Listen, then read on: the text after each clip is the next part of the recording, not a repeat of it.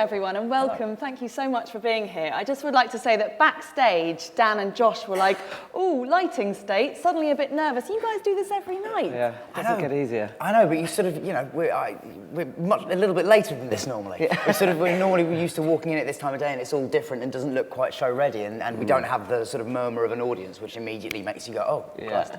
But no, it was lovely. Well, it's certainly a thrill for me to be on this hallowed stage. The Old Vic is one of my favourite theatres in the world. For you guys, does it ever get old stepping out onto this stage?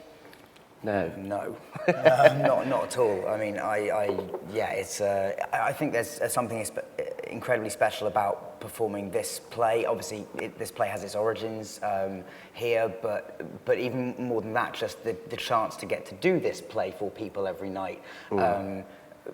Is its own sort of reward. Like, it really, I know that probably sounds very corny, but it is like, it's an amazing piece of work that Tom Stoppard wrote when he was 27 or something. And it's a genuine sort of privilege to be able to share that with people each night.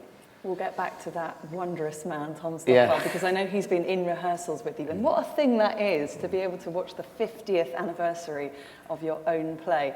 Must be quite something. But tell us, first of all, how did you guys get involved? Because I imagine people are banging down your door with offers of work all the time. Why Rosencrantz and Guildenstern Are Dead? Josh? We just communicate in facial signals now. We really do.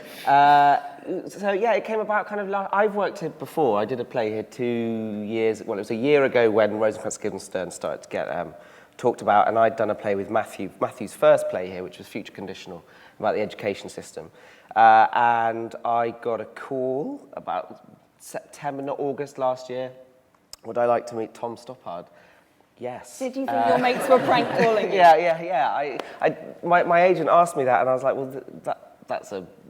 You know what I'm going to say. Of course I want to meet Tom Stoppard. So I met Tom and David, our director, and we read some bits, and then it kind of went quite quiet.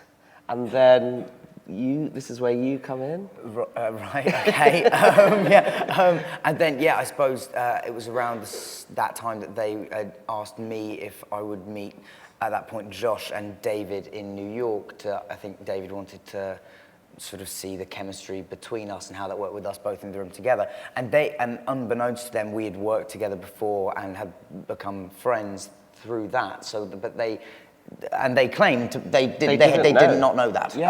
So it was just very, very lucky. And as soon as they obviously when they brought the play up and the possibility of doing it, it was just like, yes, I'd read it when I was younger and it was, loved it, and just the chance to do it. And then they said that Josh was playing Guildenstern, and I was just like, oh, well, this is too good to be true, almost, really. And it had been, every time I sort of, often when I do a play, I get to the end of it and I say sort of, oh, I should sort of wait a while to do another play and sort of do some films, and I just got to that point, and then the offer for this came in, and I was like, well, forget that. I've got to do this play. It's a shame that you guys have got no chemistry together whatsoever. I don't know what they were thinking. It is a wonderful double. Just out of interest, how many people have seen this production? Oh, cool. Lots of you. And how many people haven't? How many people are coming tonight? I'm so jealous of you that you've still got it in store. It's such a wondrous thing to behold. You are a classic double act. I mean, it is a fantastic thing to watch the two of you on stage together. Must help that you're mates. What are the challenges, though? How did you become these characters? How did you become Rosencrantz or Guildenstern or Guildenstern or Rosencrantz? Yeah, I mean, we did our homework, really, didn't we? Yeah. And before we went to New York, and kind of like, I felt like going back to school. I went round to your house and we started reading bits just to practice. Yeah. And so we'd done our homework before we met up in New York, and it seemed to fit the way it's been. I mean, thankfully it has fit the way it's been cast. But when we were reading Rosencrantz and Guildenstern, it seemed to really fit our relationship anyway. Yeah, totally. Break that down for us, if you will. I talk a lot, and Dan is kind of. This could go the wrong direction because Rosencrantz is on a certain level quite thick. But don't worry. But Dan's not. Dan Dan is very thoughtful and so takes stuff in. Likes to think about stuff a lot, and it's really good whereas that we have I a good just relationship. yeah, as we can see what's happening right now, I just talk. I was going to say, if the acting career ever fails, there's diplomacy like that. Yeah, sure. But there's also, what's funny as well is that there is like, I don't know, I feel like in most of my relationships with people, I would be the faster talker, and I think you're one of the only people that has support. Like, it's one of the, I feel like directors are, not often, but sometimes directors are very used to giving notes of like, can we get the pace up a bit on that? And we have neither of us has ever received that note in our lives. It's just like, please, for God's sake, slow down. Yeah. But yeah, I mean, there's something to like Rosencrantz's slowness that I really, really enjoy, and has been kind of a joy to tap into. I think I do like. It is really hard to answer this without making myself sound stupid. Yeah. But I'm not stupid, but I'm easily panicked and confused sometimes, and I think I've just sort of slowed down that natural quality of mine, and it definitely lends itself to, and also my short-term memory is god awful. So that's one thing that is quite similar to I can very rarely tell you what day of the week it is. So that's very similar to Rosencrantz. And to kind of save you here, Tom said that one of the keys, something I felt very difficult, and I think we both did, like as actors, you're trained to find a character. And when you've got that character, that's the character you are for 2.5 hours. But Tom threw us this curveball about 3-4 weeks into rehearsal, 3 weeks, going, you must allow yourself to be the other one. And we're like, oh, okay. Cool. So allow Rosencrantz to be Guildenstern and Guildenstern to be Rosencrantz. Yeah. So at times, suddenly, Rosencrantz is incredibly lucid and knows exactly what to do, and Guildenstern is completely terrified and has no idea what to do. And it was actually, that was a really, really helpful note for me, because there were moments when suddenly Rosencrantz becomes incredibly, as you say, incredibly lucid and verbose, and is very, very much like you. And not like like Guildenstern, not you. But it's and as an actor, as you say, you're trained to do a certain thing. So I was struggling to make sense of those. Like, where is that coming from? Yeah. And when you just have permission to just switch characters on a dime like that, it's after the initial of that note, it was very freeing. Well, it makes the relationship utterly believable from an audience point of view. So it's working. Who knew Tom Stoppard knows a thing or two about how to make good theatre? Yeah. Now, I mentioned that he was in rehearsals with you, and you've talked about having to get over the existential crisis of that. Yes. Because that must be quite a daunting prospect to have Stoppard sitting there with you. Yeah. How did he react? How did those rehearsals go? What sorts of insights did he bring apart from the one that you just mentioned? He's kind of a silent observer in a way. Yeah. And then at key moments, we'll throw in gems like allow yourself to be the other one. Yeah. Or we'll just interrupt with a pirate joke. Oh yeah, pirate joke. Sometimes. Like, so he just got up one day and wandered into, we were doing a bit around the pirate scene, and we were like literally in the middle of rehearsing, he just wandered up to David and said, I've got a very good pirate joke, can I tell it? And we were like, yeah, absolutely. And it was very good. I'm not going to tell it now because I will not do it justice, and it's very long. Oh, but yeah. Sorry. And it won't get a laugh. I've set it up too much. It would be awful. But yeah, I mean, and also, I mean, he's a really, should we talk about the first day as well? Like, that was quite terrifying. Yeah. Like, because the first day, we were like flipping coins, and they were just like, and Josh was flipping them everywhere, and I was not catching them, and it was the first time we'd done it. We were trying to do the lines as well, and Tom sort of just there was just this moment when he was just like, there was just this real clear sense of, you're gonna get better at that, aren't you? Yeah. You are well, I've since heard that he's very happy with the production now. Yeah. But I've heard he had said, oh great, we've cast an actor who can't toss coins and an actor can't catch them. Great. We can now do those things. Yeah, we can. Yeah. We've got much better. Except for sometimes when someone in the front row gets a free coin. Yeah. Bonus. Yeah. As you say, you just want to make them happy. So Yeah. there you go. I read Edward Petheridge, who was in the first production, talking about the fact that Stoppard came into those rehearsals too in 1967, and he would give apparently very succinct and practical and unpretentious advice. And it sounds as though 50 years on, that's still what he doles out. Yeah. Yeah. He's also amazingly unprecious about his play for a play that everyone else, his inclination would be to be very precious about and sort of revere. He's sort of just go, and I think he's done this in multiple productions. Like he's cut lines that he didn't feel like were working this time, or you know, there's a lot of you know, there was some in the original. There's lots of things where they sort of repeat riffs on the Lord's Prayer. Oh, yeah.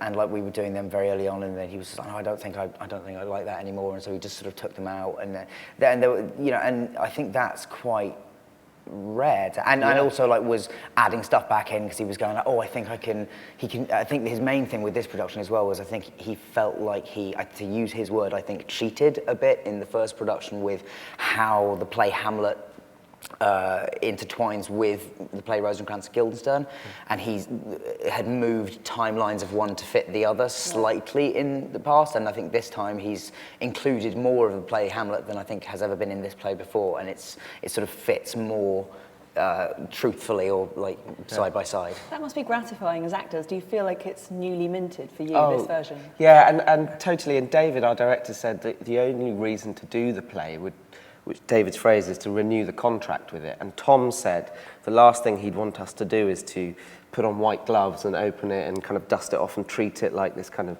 antique. He absolutely wanted to start afresh. And Tom would constantly say, you know, he wrote this play 50 years ago, and it had been a while since he'd revisited it personally, maybe 10 years, I think. And he said it's like reading another man's play, because Tom's now 79 and he was 29 when it arrived here, 27 when he wrote it. So he could look at it with an objectivity that a young writer who's just wrote something like that could never hope to do. And he said, just before we started rehearsals, we got an email from him with a few cuts, and he said when he was a younger man he felt like he wanted to cross the T's twice and dot the I's thrice. And now he just wanted to tell Tom to get on with it, which I think is interesting as a writer's journey over their lifetime. I don't think it's a generalisation that they come to realise that economy and simplicity is the way forwards. And the younger version of them was slightly more verbose and slightly more excited by the notion of language. Yeah. And Tom now very much wants to drive the play forwards, I think. So you were here doing a play about the education system, and now you're doing a play which is an education in itself. My brain, I was lucky enough to see it again last night, was just on fire, crackling with those, all that philosophy, all that existentialism, all of that wit and humour, but also it really struck me, there's so much heart in this play. Stoppard often is accused, particularly in his early plays, of it all being sort of intellectual virtuosity. Yeah.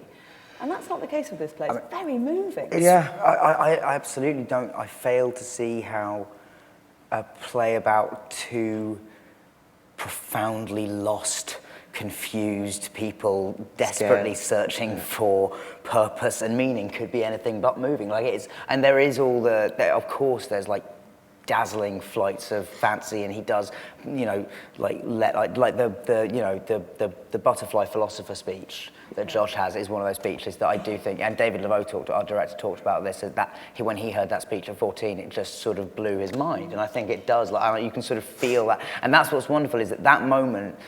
For sort of sorry to talk about something that some of you haven't seen, but that moment gets a laugh, and it's not because that moment is side-splittingly funny. It's the laugh of everyone going, "Huh, that's a cool idea." And when you hear that response from people, it's really, because laughs don't just mean that's really funny. Especially in this play, there's lots of laughs of understanding, or you know, and it's very beautiful. But as you say, sorry to go back to your original point, it's very moving, and it's a play about people who are like facing their fate constantly. You mean humans? Yes. Yeah, exactly. Yeah. It's very, very funny. I've already said that, but it really is very funny. I'm just wondering how you work through the comedy. I'm interviewing Nicholas Heintner later this month. I've just read his brilliant new memoir, and he talks about how hellish in some ways it is to do funny in a way. You know, the first read through, everyone laughs. The second read through, it's a little bit less funny, and the third read through, no one laughs anymore. How do you create? Obviously, it's there on the page, but as actors approaching comedy, is there a particular way? I think there's kind of old hackneyed things that actors say about how to play comedy, and they're probably cliches because in a way they are true, and I don't want to repeat them, but I'm about to, is that you can't play funny. You have to play the reality of it. If your objective is to make people laugh at this joke, they're not going to laugh at it. You've got to play the reality and the rhythm of it. Yes, there's rhythm and there's craft and technique, but there's also, if you don't believe in what you're saying and you're just kind of mugging, then that's just not going to work. And that works through, going back to the kind of dazzling point and the head and heart notion about Tom's work. You can't play clever. You can't play intelligent, really. You know, you can. That's there. Tom's written that. We have to play real people who we have the good fortune of having Tom Stoppard's words in our mouths coming out, you know. And we have to play real people, and the comedy comes from situation and the truth. And so if you aim for funny, you're going to miss. Yeah. But if you aim for and if you aim for clever, I think you're going to miss. But if you're led by Tom and by David and our company to find, because this is also a place set in kind of nowhere, But if actually you play the reality of, okay, well, we're nowhere with a capital N, and then suddenly we're in Elsinore, but that's the reality of it. You go, yeah, Elsinore's just appeared. Okay, well, that's the reality I play. Yeah. They're just as bewildered by that as the audience. I say to friends and family that come and see it, I go, if at any minute you're confused, just remember the Rosencrantz and Guildenstern are just as, if not more, confused. Absolutely. I think that's the best rule to operate with. To what degree, though, does that evolve over the course of a run? I mean, Dan, you mentioned that at the beginning of the process, you, of course, were doing lots of press and lots of interviews, and that now, some weeks in, some months in, you understand it at a much more cellular level. Absolutely. I mean, I think, the nature of it is that you're always going to do the press sort of up front to get people interested, but you sort of should do it at the end because you know a lot more. But yeah, I mean, it's also interesting about what you're saying about that thing of comedy over the course of a rehearsal process. That is something that's very hard, is that everybody laughs for the first couple of weeks and then that goes away because everybody's seen it so many times that they can't possibly, engineer that reaction every single time. And but then as an actor, then it's like the battle of, okay, don't lose faith in what you're doing, which I definitely was like, is none of this working anymore? Have I become less funny? Am I doing less good stuff? But you do have to sort of fight against that.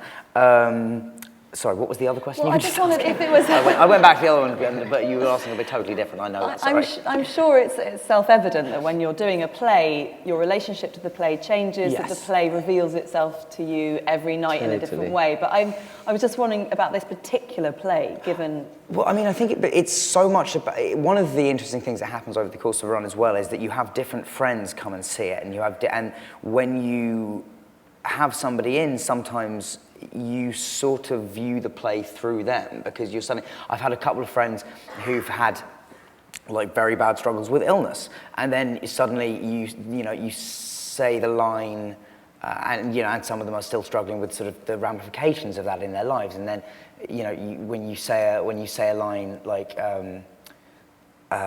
be happy if you're not even happy, what's so good about surviving? Like, you suddenly hear that as if you're hearing it, as if you are them hearing it. And so I think you take more. I mean, the thing I've taken, honestly, this is going to sound like quite a depressing thought, but I do think this is one of the most beautiful and profound plays about death.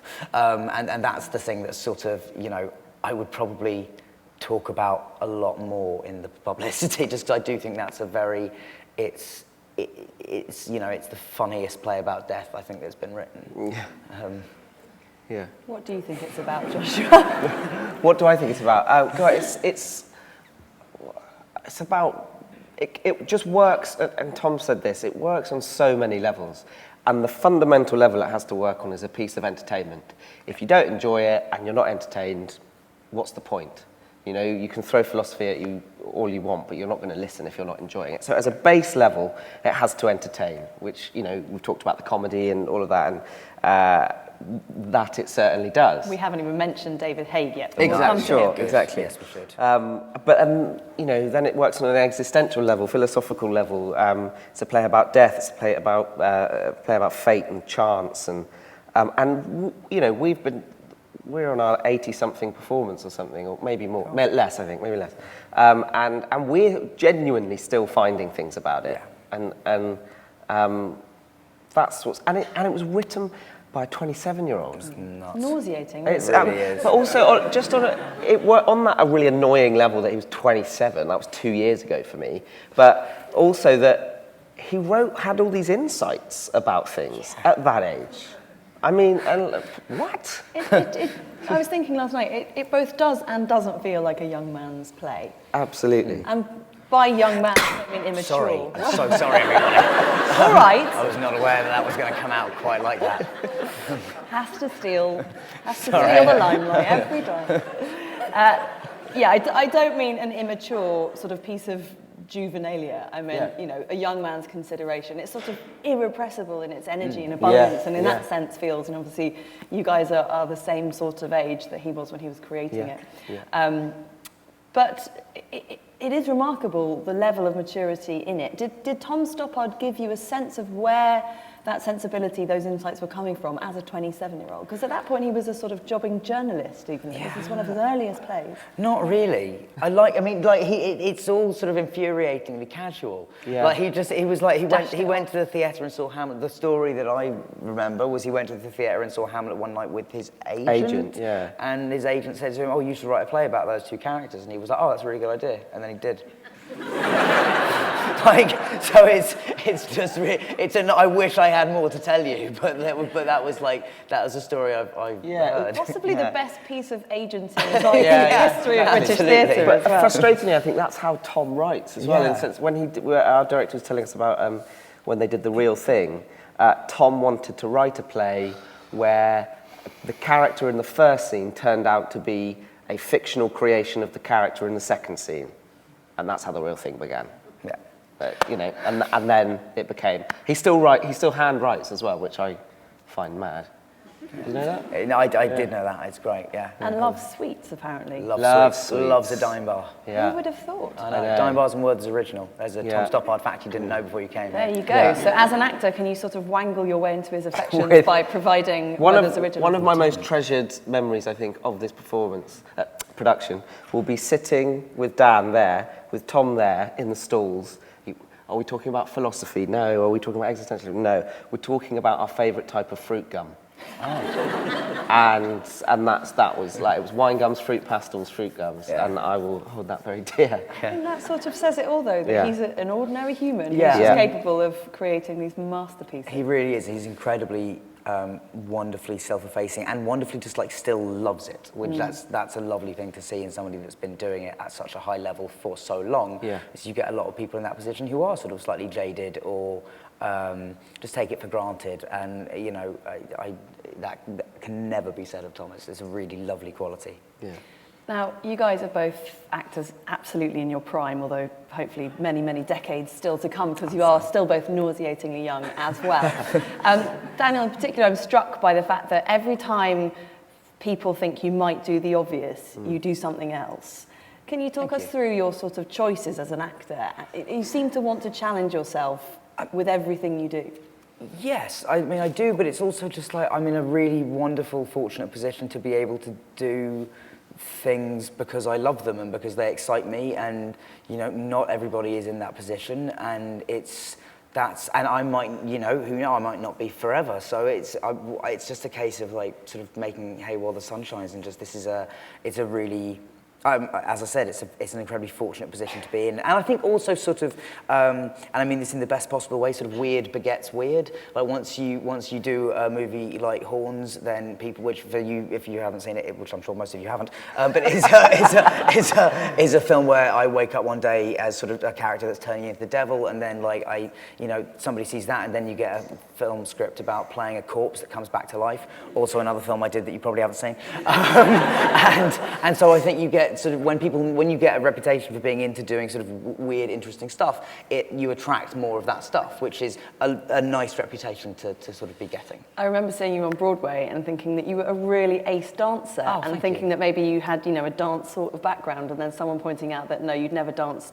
in your life, but that was another sort of challenge that, if someone gives you that opportunity, you go for it. Yeah, well, if someone tells you you're going to be like on Broadway in a musical, you better learn how to dance, because they really know their stuff over there. And it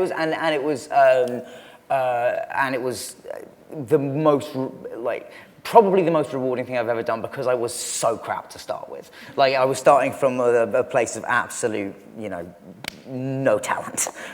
So it was kind of, I trained for sort of 18 months before starting rehearsals on it, and because I knew very far in advance that I'd be doing it, and so it was an amazing experience. And I will say that like doing, I did 11 months in that show in New York, and it was. You didn't take the show off, did you? I didn't. No. Thank you for mentioning that. He had 4 weeks holiday in his contract, and he didn't take it off. No, because we got so close to the end by that point. We were just like, if we take shows off now, we'll just feel like idiots. But it was nobody works harder than people who do musical theatre, and so that was a huge lesson just in terms of like stamina and working hard, and it was great. Josh, what about you? Do you have a sort of set of things that you want to go out and achieve in your career, or are you? No, I think we've kind of talked about this before. Like, I don't really. Someone put it really well in an interview. I can't remember who it was. That I'm the kind of person who they said about themselves, not about me, but I'm stealing it. So they prefer to be told the title of the essay rather than think up the title of your own essay and go and write it. I'm much better at being told, do you want to do that, or do you want to do that? I can't ever find myself going, I would like to do Richard III. Will you direct it? Will you put it on? I would love to see you play that part, though. Sure. So if you can make that but happen, if someone, well, it's out there now. Yeah. But there you go. But that's how I do it. You see, I do it subtly like that. Say it in interviews. Again. I'm sorry. Unbelievable. Short-term memory, see? Just like don't learn. I'm like one of those rats with the buzzers. You should take heart, though, because as you've just pointed out, Tom Stoppard is also someone who had to wait for their agent to say, you should write a play about those two characters. Sure, so yeah. I'm not very good at knowing. I don't really know. Yeah, I find it more exciting being told. And it's also. I don't know, it's, sorry. You could examine that. I know. Yeah. But I don't know, it's a hard thing to, like, beyond saying, there are these specific roles in, I don't know, classical theatre or comic book heroes that I would love to do, or whatever. I find it hard to say, like, the kind of things that, because it varies somewhat. I mean, the only thing that I would say is, probably an essential thing in any script that I read, no matter what genre it's supposed to be, is that it's slightly funny, or that it has a sense of humour about itself, or that it I feel like that's even in the darkest scripts it needs to have some sort of wit or something. But yeah, other than that, I don't know. I think you just go on what you like, and when you're in a position to do that. So yeah. And it must be a hard act to follow, doing, as you say, having Stoppard's words in your mouth every night and this kind of thing. What are you guys up to after this? If you can say. Well, no, I go to Glasgow. I'm in a series on Netflix called Lovesick, so I'm going to do series 3 of that on Sunday. Yeah, you don't know what you're doing, do you? I don't really know. Exactly. I'm taking a rest. Exactly. I'm going to have some time off. I'm going to probably genuinely. I'm going to watch Lovesick because I'll probably miss him. So I'm going to just like get my Josh McGuire fix through Lovesick while I'm. Will you miss each other when this is over? Definitely. Yes. Absolutely. Yeah. Like I'm going to be. It's going to be weird not to be seeing you every day. Yeah. It will be. Yeah. It'll be we all the cast pretty much come on at about 6:30 and warm up, do their own thing. But it's very weird if you come on stage at 7:30 every night and you go, oh, there's Helena who plays Ophelia, who I haven't seen for a week. Yeah. But I've seen her every night. Yes. But you actually haven't seen her to say hello. It's very odd that. So you try and keep that communal feel, don't you? Yeah, I mean, this is the first show I have to say that's really happened on with me, is that the warm-ups have become like a very social thing, which is good because it also makes me warm up. Was that a David Laveau's thing? I mean, David creates a wonderful company atmosphere, and I think also works on the principle of just like, I want to work with nice people who aren't gonna, where no one's gonna cause trouble or suddenly, start acting out. And so there's, it's a really great company, and we should absolutely mention David Haig. I was coming to him because what a performance. What a performance, what a man. Like, he really is, like, he's another person that's sort of, again, like Josh, I will very much miss. I mean, I sort of hold David up there with Richard Griffiths in terms of the actors that I've spent quite a lot of time around who are just a brilliant actor, an incredibly clever human being, and also just shares that knowledge with you in a way that is generous but completely unpatronizing, and just a really wonderful person to be around. And what a performance.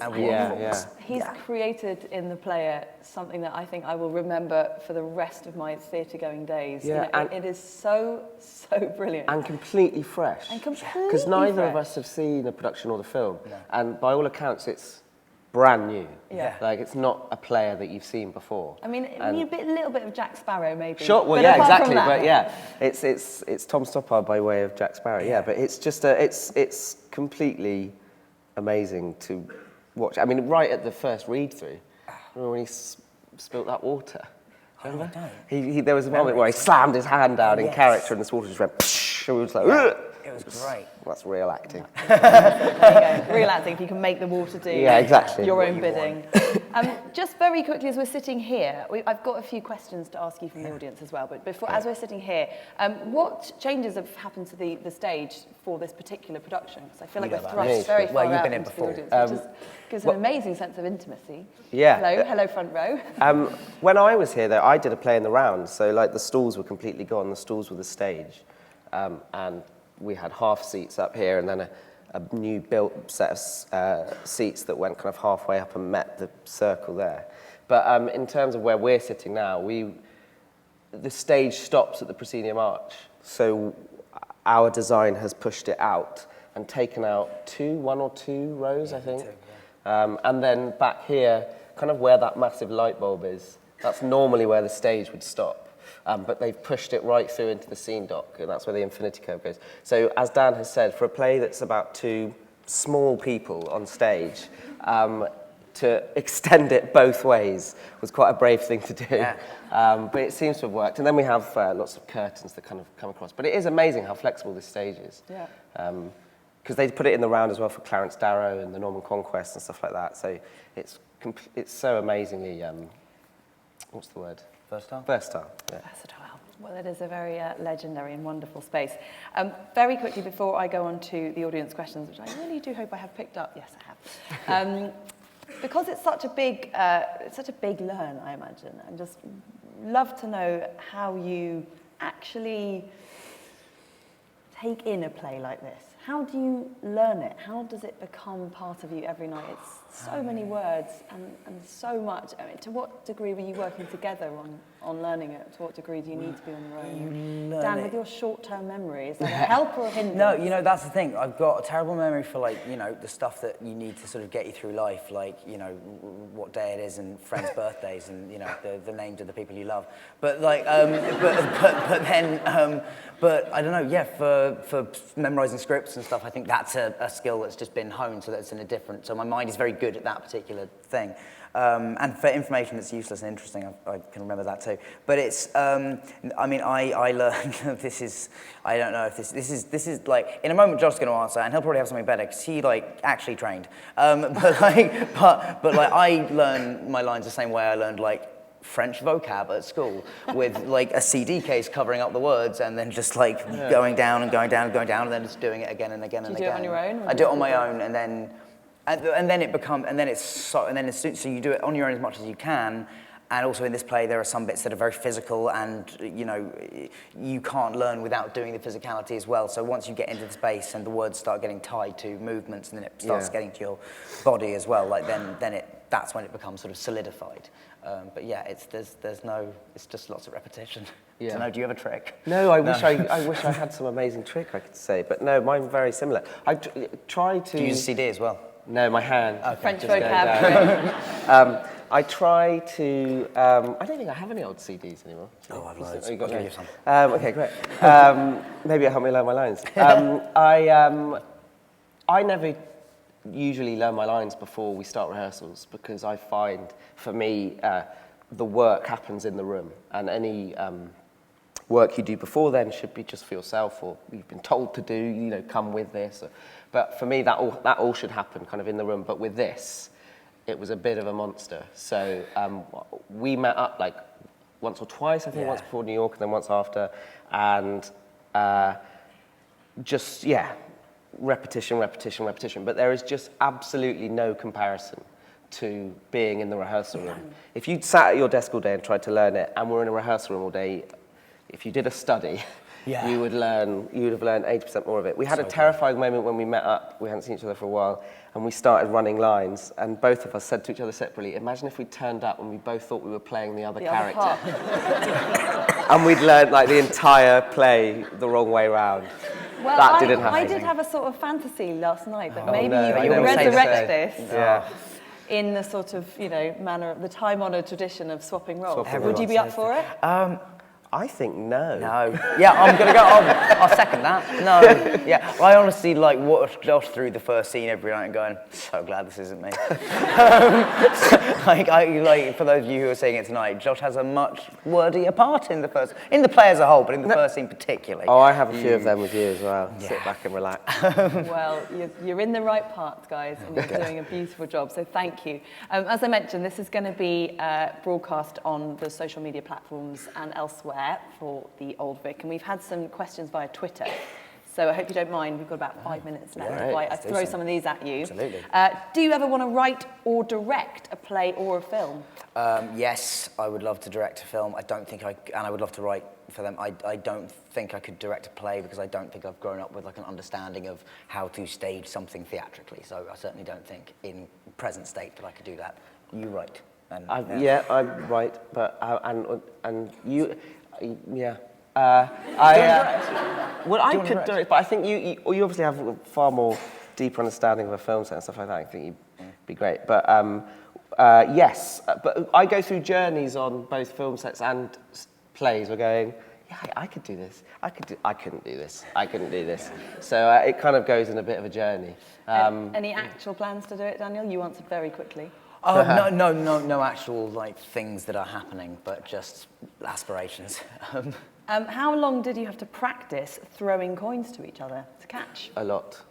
It used to be part of our warm-up every night on stage, but we sort of got quite lax at that at some point, didn't we? Yeah. We let that slip. Yeah. But we're doing sort of well enough now. And the thing is, if one does fall off the stage or go wrong in some way, it's quite funny. Our first preview, there's one moment where Josh throws a coin down at the ground, and the first preview, he threw it down at the ground, and it bounced so hard it came up snips, hit me between the eyes. Yeah. It was great. If we could have built that in, I would have. And are they normal coins? They're old pennies. But they're slightly bigger. We had a test of what made the best sound and what could be seen better in the light. But also in our last run in the rehearsal room before we came on stage, bearing in mind a coin has to fall on one side and it's cool. Yeah. I tossed a coin, it landed on the floor on its side. And rolled and came to a perfect stop. On its thin side. And I was like, if that happens in the show, we are screwed. Because not only is that the one way you can screw up a scene about probability, but also, frankly, nothing. But also, nothing that would come in the next 2 hours after that would be any more impressive. No. That was the coolest thing you're going to see. Yeah. Did Stoppard see that? Yes, he did. Yes, I think that must have messed with his head as well. I don't know. Yeah, it was. I was because you were still. I couldn't see. Everyone was laughing. I was I've got to just Josh, look at this place. Yeah. I like this question a lot. If you could play another stage or screen double act together again, and please let that happen, yes, please. Who would it be and why? Well, we've both had the thought the other day, when we're old men, if we could do Waiting for Godot together, that would be great. I don't think you need to wait till you're old. I suppose you don't, but you know, we don't. 30 is the new 80, guys. Okay, Come on, great. how did it feel performing NT Live with thousands of people watching? It shouldn't. The proper answer to that, the PR answer to that, is nothing. It didn't change at all. But of course it did. It was mildly more terrifying than normal, I'd say. But we had to not think about that. Is it a sort of abstract fear, though? Because obviously, presumably in the hall, apart from the extra cameras, it doesn't Yeah, it's exactly the same. And we don't have, the whole thing about NT Live is we don't change anything. They show the most accurate portrayal of the play, the experience of the play. So we didn't actually have anything extra to think about. No. It was just the crane and the 2 cameras there and stuff like that. But it added a certain extra... Frisson. And I think it's just a sense of like, you know, there's, in both of our heads, we have like an unattainable, perfect version of the show that we will never do. That is that you, of course, you want to do every single night, and then some nights you say a line that isn't quite how, it doesn't come out quite like how you wanted it to or something. And on the NT Live night, you just go, oh, loads more people saw that than normal. But that's beyond that. I can't think of any other differences. Have you ever wondered about the life of a minor character in any other story? Ooh. I'm sure I have. You're allowed to say no. I can't. No, that's the thing. I'm probably sure had a you few do, other things to think but about. But I can't think about what. I can't think of any examples. No, I always yeah.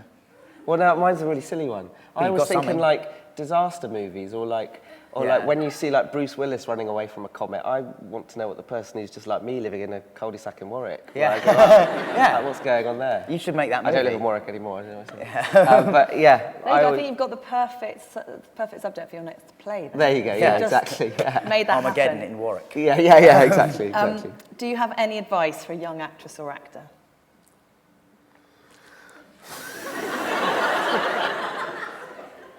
I find this question really hard to answer. I didn't ask it. No, that's fine. No, absolutely. Just because it's, you know, everyone knows how my career started, and it was because I got really lucky. You know, it was just, you know, I got incredibly lucky. I mean, the one thing I would say to people is, I say read a lot and see as many plays and just see as many films as you can and develop your own taste in stuff, I guess, because I think that, and also I particularly think reading is you know, it's a sort of like, it's working out your ability to see the world from someone else's perspective, or to feel something that, you know, it's sort of an exercise in empathy, without sounding too sorry, but you know, it is. And I think that's a very important thing for an actor to just, I don't know.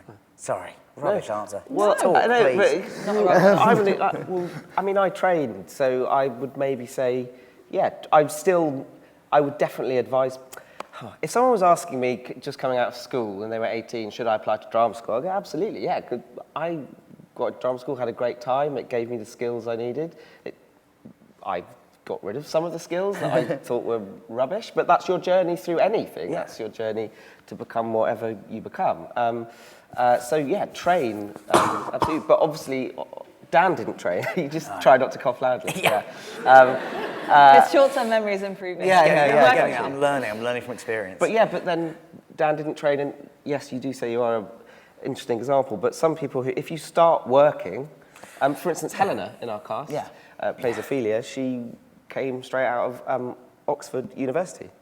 And she got a part in this, so she hasn't technically trained, and now she's working. And I think there are there's lots of people that haven't trained, and you do. I think everyone's fine. The acting is one of those weird things where people can come to it from lots of different directions and reasons, and you do sort of just, as you say, you know, you pick what you like out of the people that you've worked with over the years and go, oh, you do that helps you. Okay, I might try doing that. And, you know, it's just there's a constant process of, as you say, refining and cutting off the bits that don't work. Yeah, and there's, what better training could you have 10 years on a crazy film set with some of the best British actors that's ever. That's a good That's what I mean, like, just like very lucky. That's why I find it hard to give advice, because it's like you can't just be like, well, be in a franchise. To that one. Alas. My last question is the Twitter question, and it's what is the thing that you've learnt? What's the ultimate thing you've learnt from doing this play and this experience?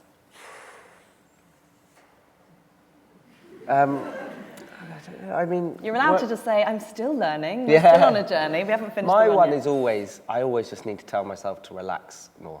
I get very...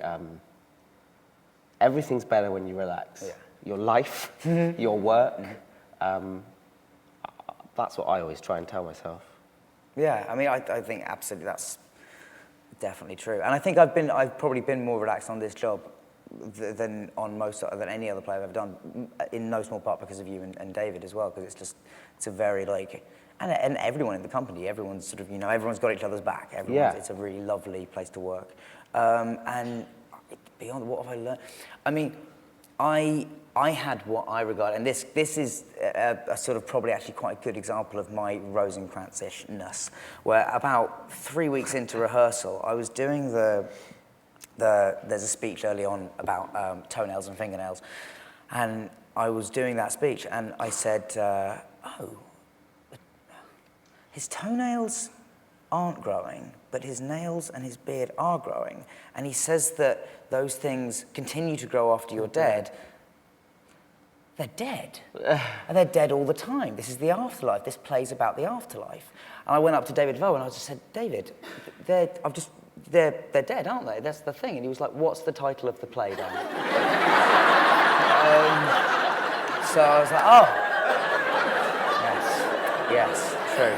It's right in front of me the whole time. So there we have it. Spoiler alert. Rosencrantz and Guildenstern. But it's not, because it's in dead. the title. Yeah. They are dead. Thankfully, being brought to life every night, wonderfully on this very stage. That was such a good segue. Daniel That was really good. Joshua McGuire, thank you so much. And thank you to you all for being a brilliant audience.